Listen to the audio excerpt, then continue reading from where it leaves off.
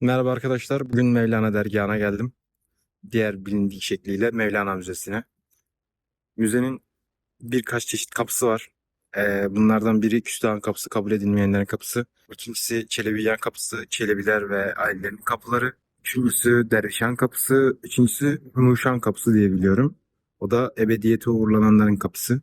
Şimdi hep birlikte girelim.